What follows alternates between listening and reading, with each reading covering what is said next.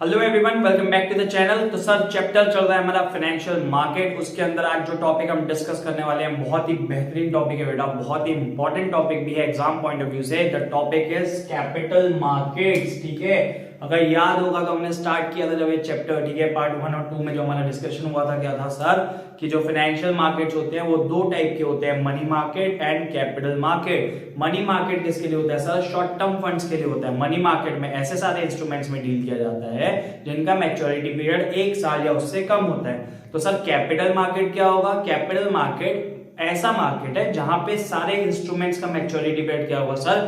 1 साल से ज्यादा होगा। ठीक है, अगर 1 साल से कम होगा ऑब्वियसली बात है तो वो किस में आ जाएगा? मनी मार्केट में। फिर तो कोई डिफरेंस ही नहीं बचा ना बेटा मनी मार्केट और कैपिटल मार्केट में। ठीक है, तो कैपिटल मार्केट कौन सा मार्केट होता है? It is a market for medium and long term funds. ठीक है, ये मार्केट किसके लिए होता है? मीडियम और लॉन्ग टर्म फंड्स के लिए। यूजुअली इसका पीरियड जो होगा वो मोर देन 1 ईयर होगा, क्योंकि 1 साल या उससे नीचे वाले जो इंस्ट्रूमेंट्स है वो कहां डील किए जाते हैं? मनी मार्केट के अंदर। उनकी लिक्विडिटी एकदम शॉर्ट होती है। ठीक है, यहाँ पे जो इंस्ट्रूमेंट्स डील किए जाएंगे उनकी लिक्विडिटी क्या होगी? नॉर्मली 1 साल से ज्यादा होगी। तो जो कॉमन इंस्ट्रूमेंट्स है, कौन कौन से कॉमन इंस्ट्रूमेंट्स है सर मनी मार्केट के? शेयर्स, डिबेंचर्स या बॉन्ड्स। कोई भी कंपनी अगर ठीक है मार्केट से पैसे रेज कर रही है through issue of shares, debentures, bonds वगैरह अगर कंपनी इशू कर रही है तो वो मार्केट कौन सा कहलाएगा सर? कैपिटल मार्केट कहलाएगा। सिंपल सी बात है। ठीक है, कैपिटल मार्केट में क्या होगा? अगर कंपनीज को पैसे की जरूरत है तो कंपनीज अपने शेयर्स इशू करती है मार्केट में। लोग, आप और हम जैसे लोग, इन्वेस्टर्स, ठीक है, जिनके पास एक्सेस पैसा पड़ा है इकोनॉमी के अंदर, बात आ रही समझ में? अगर हमारे पास थोड़ी बहुत सेविंग है तो हम उस सेविंग को क्या कर सकते हैं? कंपनी के शेयर्स वगैरह में इन्वेस्ट कर सकते हैं। इससे क्या होगा? हमारी जो सेविंग्स है वो मोबिलाइज हो जाएगी एक प्रोडक्टिव पर्पस में, उससे हम भी रिटर्न्स कमा सकते हैं और कंपनीज, बिजनेस फर्म्स का काम भी क्या हो जाएगा? सॉल्व हो जाएगा। उनको बिजनेस करने के लिए पैसा मिल जाएगा। ठीक है, तो देख रहे हैं अपन क्या क्या फीचर्स है। What are the nature of features of capital market? सब क्या क्या फीचर्स है कैपिटल मार्केट के, जल्दी से एक बार डिस्कस कर रहे हैं। सबसे पहला, link between सेवर्स and investment opportunity. एक लिंक बना के दे रहा है। ठीक है, लिंकिंग पिन का काम कर रहा है कैपिटल मार्केट सेवर को इन्वेस्टमेंट अपॉर्चुनिटीज को मिलवाने में। ठीक है, जैसे अगर याद होगा पार्ट 1 में अपन ने डिस्कस किए थे, फाइनेंशियल मार्केट यही काम करता है। ठीक है, capital market is a part of financial market only. ठीक है, फाइनेंशियल मार्केट का एक हिस्सा है ना कैपिटल मार्केट। तो अपन ने पढ़े थे जो हाउस होल्ड सेक्टर होता है, हाउस होल्ड सेक्टर क्या होता है? उसके पास सेविंग्स होती है। तो हाउस होल्ड सेक्टर अपनी सेविंग को कहां इन्वेस्ट करेगा? फाइनेंशियल मार्केट में। और वो पैसे अल्टीमेटली किसके पास पहुंचेंगे? बिजनेस फर्म्स के पास पहुंचेंगे। तो बताओ, अगर हम अपने पैसे को सेव करके अपने पास रखे रहें, घर के लॉकर में मैं अपने पैसे को बंद करके रख दूं, तो बताओ वो मल्टीप्लाई होगा क्या? उससे मुझे कुछ बेनिफिट मिल रहा है क्या? उस पैसे को कुछ इंक्रीज हो रहा है क्या वो पैसा इकोनॉमी में? नहीं हो रहा ना बच्चों। तो क्या करते हैं, जो लोगों के पास पैसा होता है, जो लोगों के पास सेविंग होता है, वो चाहे तो अपना पैसा फाइनेंशियल मार्केट में इन्वेस्ट कर सकते हैं एंड फाइनेंशियल मार्केट से अल्टीमेटली वो पैसा बिजनेस फर्म्स के पास जाएगा। तो एक लिंक बन रही है सर। ये जो कैपिटल मार्केट है ना, एक लिंक बनाने का काम कर रहा है किस किसके बीच में? सेवर्स और इन्वेस्टर्स के बीच में एक लिंकिंग पिन का काम कर रहा है, ताकि पैसों का प्रोडक्टिव यूटिलाइजेशन हो और इकोनॉमी में कैपिटल का फॉर्मेशन हो।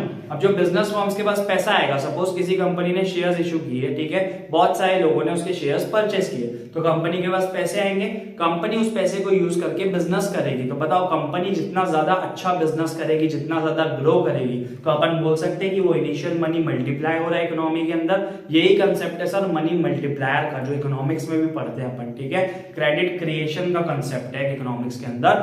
वो यही कंसेप्ट है क्या कि मनी क्या होता है इकोनॉमी में? मल्टीप्लाई होता है। तो जैसे जैसे फाइनेंशियल मार्केट से पैसा बिजनेस फर्म के पास जाएगा तो वो प्रोडक्टिव पर्पसेस में यूज होकर मल्टीप्लाई होगा and it will lead to, क्या होगा सर? अल्टीमेटली हमारा देश तरक्की करेगा सर। ठीक है, it will lead to growth of the economy. दूसरा, deals in long term investment.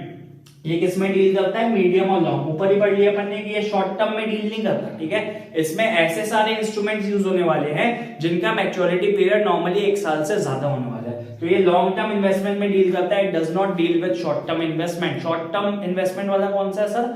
Money market. ठीक है, मनी मार्केट में शॉर्ट टर्म इन्वेस्टमेंट की बात होती है, इसमें लॉन्ग टर्म या मीडियम टर्म इन्वेस्टमेंट की बात होगी।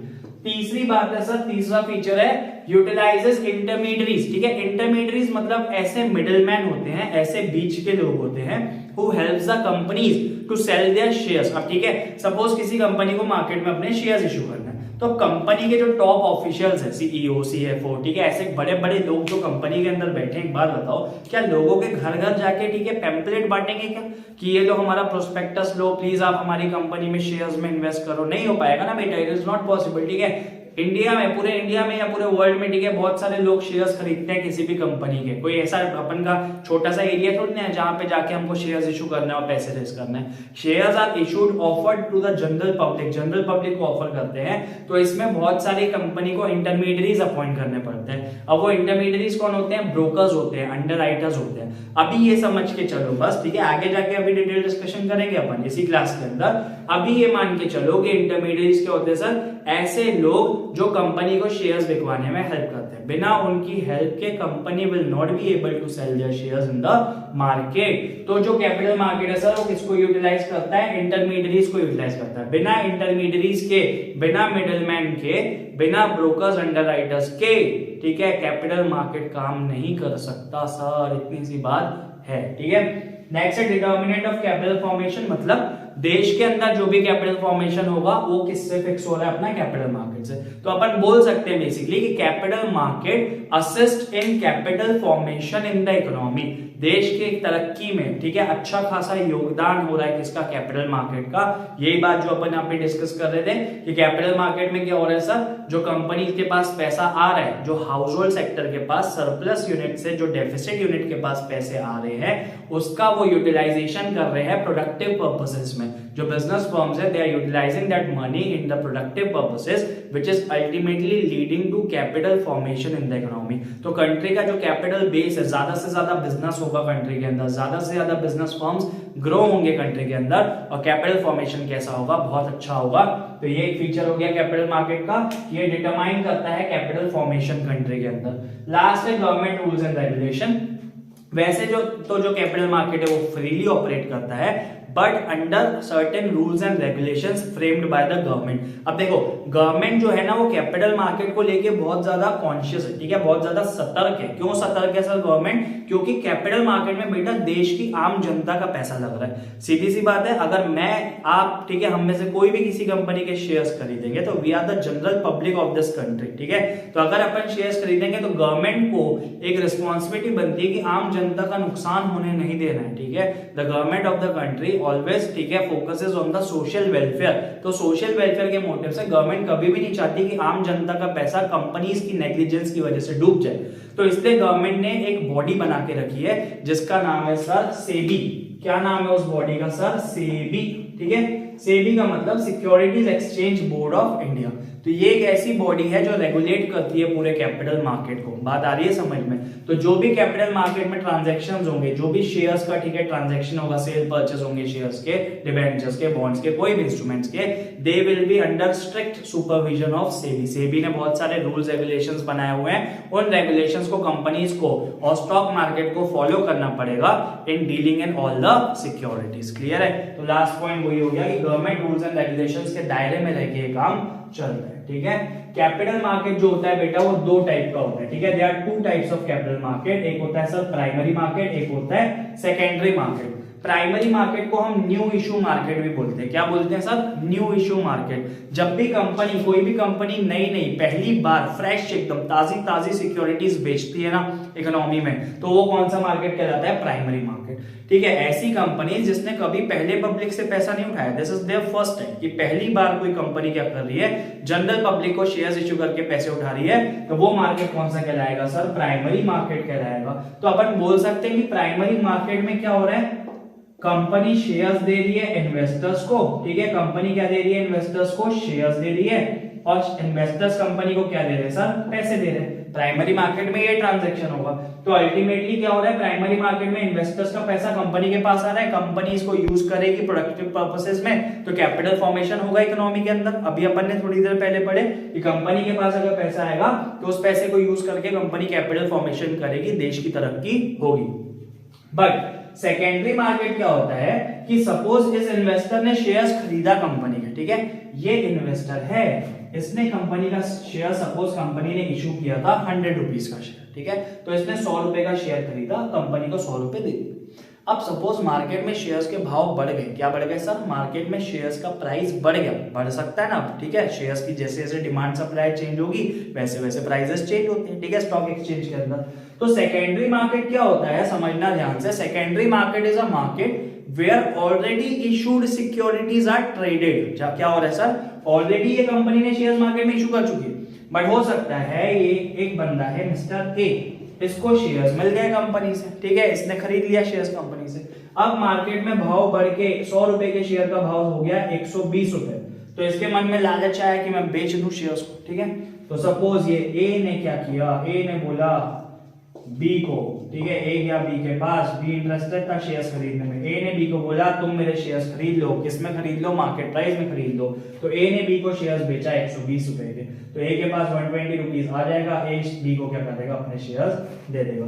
तो ये जो ए और बी के बीच में ट्रांजेक्शन हुआ जिसमें ए ने कितना पैसा कमा लिया सर, 20 रुपए कमा लिया, ठीक है, और बी फिर क्या करेगा सर, बी ने 20 रुपए तो ज्यादा दे दिया ए को, तो बी भी वेट करेगा कि प्राइस और ज्यादा बढ़े तो वो और आगे सेल करके ऐसा पैसा कमाएगा, ठीक है। तो स्टॉक एक्सचेंज में यही होता है सर। सेकेंडरी मार्केट में कौन से ट्रांजैक्शन होते हैं, जिसमें लोग पैसे कमाते हैं, ठीक है, जैसे जैसे मार्केट प्राइस शेयर्स के बढ़ते जाते हैं वैसे वैसे लोग एक दूसरे को शेयर्स बेच के पैसे कमा सकते हैं। तो सर इसमें नुकसान भी तो हो सकता है, हमेशा जरूरी थोड़ी ना कि मार्केट प्राइस बढ़ेगा ही बढ़ेगा, जब मार्केट प्राइस फॉल होगा तो कई बार इन्वेस्टर्स को इसमें नुकसान भी हो जाता है। तो सिंपल सी बात ये है कि जो प्राइमरी मार्केट है ना, ये कैपिटल फॉर्मेशन में हेल्प कर रहा है, क्योंकि कंपनी के पास पैसा कब आ रहा है, ये बताओ मेरे को कि कंपनी के पास पैसा कब आ रहा है, प्राइमरी मार्केट में, जब पहली बार सिक्योरिटीज इशू कर रहे हैं। अब इन्वेस्टर्स आगे कितनी भी बार किसी को भी बेचते रहे, ये पैसे कंपनी के पास थोड़ी ना आ रहे, ठीक है। तो कंपनी के पास तो वन टाइम पैसा कब आएगा सर, जब प्राइमरी मार्केट में पहली बार कंपनी सिक्योरिटीज इशू करेगी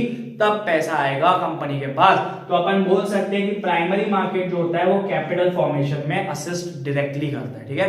primary market directly assist in the capital formation of the nation, ठीक है। तो ये बात हुई सर हमारी कैपिटल मार्केट की।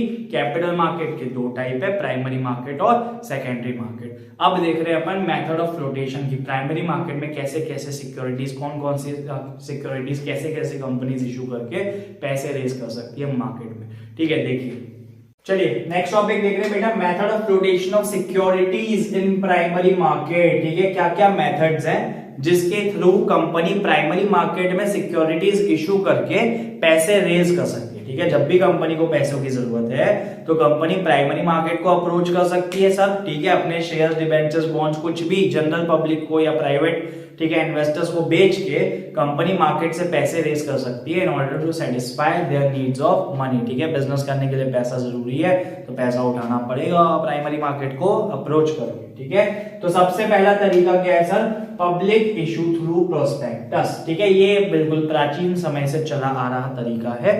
कोई भी कंपनी, ठीक है, अगर आप एक कंपनी, ठीक है, आपको बोला गया है कि आप क्या करो, जनरल पब्लिक से पैसे रेज करो, ठीक है, you are the finance manager of the company and you have been told कि आप क्या करो, जनरल पब्लिक। तो सबसे पहले जनरल पब्लिक के पास सीधा क्या पहुंच जाओगे क्या कि लाओ हमको 1000 रुपए की जरूरत है, हमको लाओ 1000 रुपए दो, तुमसे 2000 की जरूरत है, लाओ तुम हमको 2000 दो। कोई अपना पैसा इतने इजीली देगा क्या तुमको काम करने के लिए? कोई भी नहीं देगा ना। तो आपको पहले उसको दिखाना पड़ेगा, सारी चीजें एकदम डिटेल में बताना पड़ेगा कि क्या पर्पस के लिए आप उससे पैसे रेज करना चाहते हो, ठीक है। What is the purpose, what is your intention behind raising money from the market. आपकी कंपनी क्या काम करती है वो बताना पड़ेगा, आपकी कंपनी का ग्रोथ प्रोस्पेक्ट्स क्या है, फ्यूचर में क्या आप प्लान कर रहे हो, इस पैसे को यूज करके आप क्या काम करोगे। तो सर ये सारी चीजें बताना तो पड़ेगा ना जनरल पब्लिक को, तभी तो कोई बंदा कन्विंस होगा कि हाँ मेरे को पैसा आपकी कंपनी में लगाना है या अपना पैसा आपकी कंपनी में नहीं लगाना है, ठीक है। सिंपल सी बात है। तो इसमें क्या करना पड़ता है, एक प्रोस्पेक्टस छपवाना पड़ता है, ठीक है। एक प्रोस्पेक्टस प्रिंट कराएंगे, बढ़िया चमचमाता हुआ प्रोस्पेक्टस रहेगा, ठीक है। उसमें सारी डिटेल्स लिखी रहेगी कंपनी के बारे में कि कंपनी क्या क्या काम करती है, कहाँ का कौन कौन सा टाइप का बिजनेस करती है, क्या क्या प्रोडक्ट्स है जो मार्केट में बेचती है कंपनी, कंपनी का मार्केट शेयर क्या है, कंपनी के ग्रोथ प्रोस्पेक्ट्स क्या है, फ्यूचर में क्या काम करने वाली है, अगर आप अपना पैसा हमारी कंपनी में इन्वेस्ट करोगे तो उसको हम कैसे यूटिलाइज करेंगे। तो वो सारी चीजें प्रोस्पेक्टस में लिखी रहती है। तो कोई भी अगर इंसान, ठीक है, कोई भी इन्वेस्टर वो प्रोस्पेक्टस प्रोस्पेक्टस को पढ़ेगा तो वो अपना मन बना लेगा कि हाँ यार अच्छी अपॉर्चुनिटीज दिख रही है इस कंपनी में, अगर मैं पैसा लगाऊंगा तो हो सकता है कि मेरे शेयर्स की वैल्यू मार्केट में अच्छी बढ़ेगी और मैं अच्छा पैसा कमा सकता हूं। तो फिर इन्वेस्टर्स क्या होंगे, कन्विंस होंगे आपकी कंपनी में पैसे लगाने के लिए। तो पहला सिंपल सा हो गया पब्लिक इशू थ्रू प्रोस्पेक्टस, बढ़िया से एक प्रोस्पेक्टस छपवा के पहले मार्केट में रिलीज करेंगे, जनरल पब्लिक उससे कन्विंस हो जाएगी। फिर आप अपना आईपीओ लाओगे। आईपीओ का मतलब क्या होता है, इसमें आईपीओ लाती है कंपनी, इनिशियल पब्लिक ऑफर। क्या मतलब है आईपीओ का, इनिशियल पब्लिक ऑफर। कोई भी कंपनी अगर पहली बार अपने शेयर्स मार्केट में इशू करती है तो उसको बोलते हैं आईपीओ, कि इनिशियली पब्लिक को ऑफर किया। आप ऑफर कर रहे हो जनरल पब्लिक को, जनरल पब्लिक चाहे तो आपके शेयर्स को परचेस कर सकती है। ठीक है, सिंपल सी बात है। तो प्रोस्पेक्टस छपवाएंगे, अट्रैक्ट करेंगे जनरल पब्लिक को परचेस करने के लिए। तो इसमें नॉर्मली ब्रोकर्स एंड राइटर्स को अपॉइंट करना पड़ेगा आपको। ठीक है, अगर कंपनी को शेयर्स बेचने जनरल पब्लिक को तो घर जाके तो नहीं बेच सकते एक एक बंदे के। ठीक है, तो नॉर्मली ब्रोकर्स आपको और अंडर राइटर्स जो होते हैं, इंटरमीडियरीज जो होते हैं, वो आपको असिस्ट करेंगे। ठीक है, शेयर्स को बिकवाने में। दूसरा है offer for cell. Offer for cell ना एक एग्रीमेंट है। ठीक है, इसमें दो स्टेप्स में ट्रांजैक्शन हो रहा है, ऑफर फॉर सेल और प्राइवेट प्लेसमेंट। दोनों समझा रहा हूं, साथ में समझना।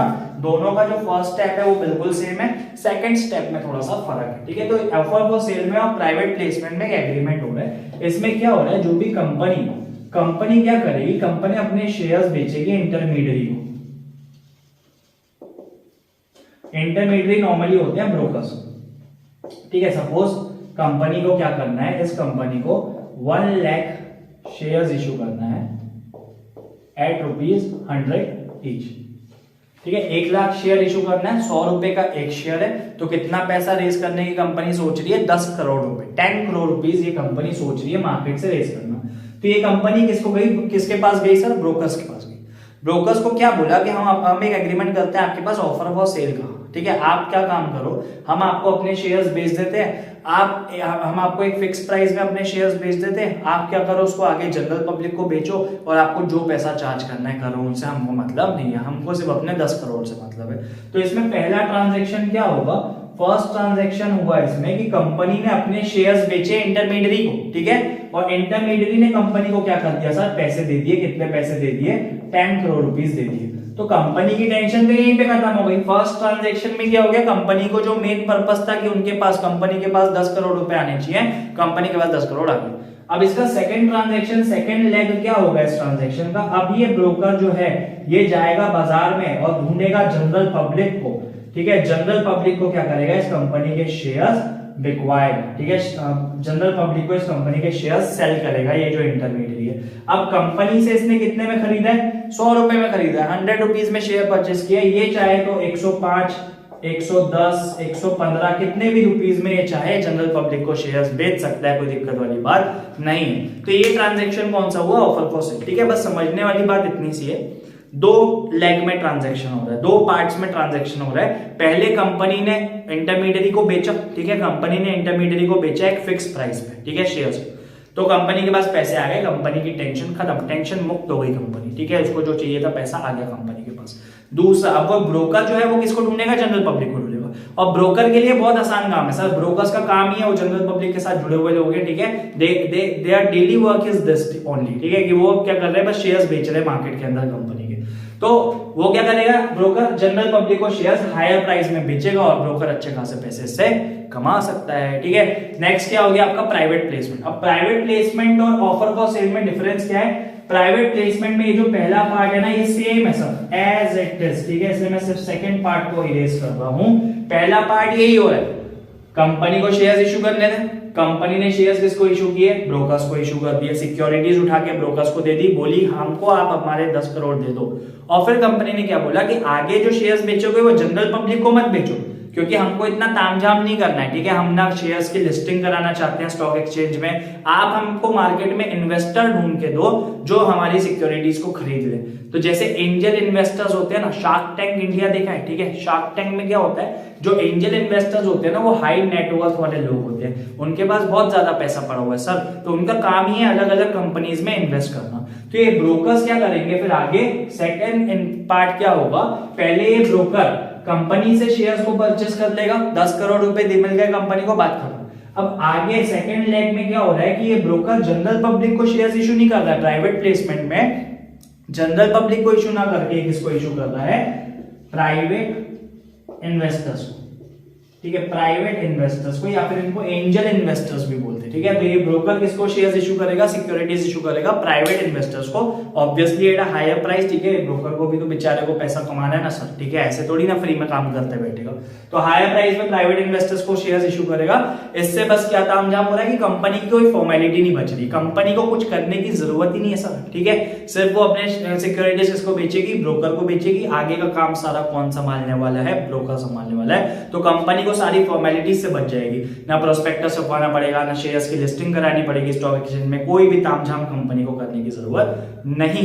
ठीक है, तो बस ये डिफरेंस है ऑफर फॉर सेल और प्राइवेट प्लेसमेंट में। एक बार वापस से शॉर्ट में बता रहा हूं, ऑफर फॉर सेल में क्या हो रहा है, कंपनी अपनी सिक्योरिटीज ब्रोकर्स को बेचेगी, कंपनी के पास पैसा आ जाएगा, फिर ब्रोकर्स वो सिक्योरिटीज किसको बेचेगा, जनरल पब्लिक को बेचेगा at a higher price. Private placement में क्या हो रहा है, कंपनी अपनी सिक्योरिटीज ब्रोकर्स को ही बेच रही है, पहला ट्रांजैक्शन सेम हो रहा है, कंपनी सिक्योरिटीज ब्रोकर्स को बेच रही है।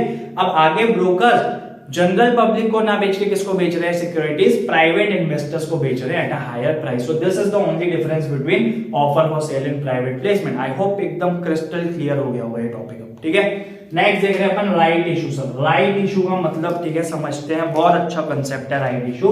ठीक है, राइट इशू का मतलब ये है कि जब भी कोई कंपनी नई सिक्योरिटीज इशू करेगी ना मार्केट में, ये किस कौन सी कंपनीज के लिए, ये एग्जिस्टिंग कंपनीज के लिए, न्यू कंपनीज के लिए राइट इशू नहीं है, क्योंकि न्यू कंपनी तो पहली बार शेयर्स इशू करेगी, तो उसके कोई एग्जिस्टिंग शेयर होल्डर्स होंगे क्या सर, नहीं होंगे ना।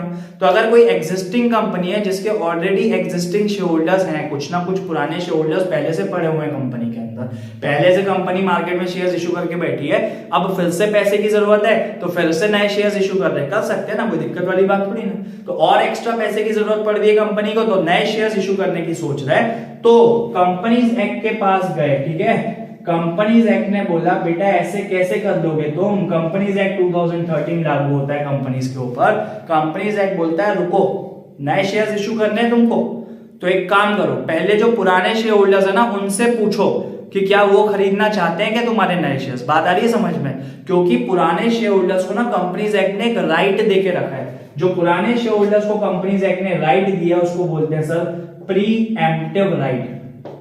ठीक है, उस राइट को क्या बोलते हैं अपन, प्री एम्प्टिव राइट बोलते हैं। तो कंपनीज एक्ट ने क्या बोला, जो कंपनी के एग्जिस्टिंग शेयर होल्डर्स है उनका ये अधिकार है, उनका ये प्री एम्प्टिव राइट है कि जब भी कोई कंपनी नए शेयर्स इशू करेगी ना, तो एग्जिस्टिंग शेयर होल्डर्स से पूछेगी कि सर आपको चाहिए क्या, हम नए शेयर्स इशू करना चाह रहे हैं, अगर आप परचेस करना चाहो तो ठीक है, अगर आप नहीं करोगे परचेस तो फिर हम बाहर किसी नए बंदे को बेच देंगे। आ रही है बात समझ में। अब सर ऐसा क्यों किया, इतना बड़ा अधिकार क्यों दे दिया कंपनीज एक्ट ने पुराने शेयर होल्डर्स को।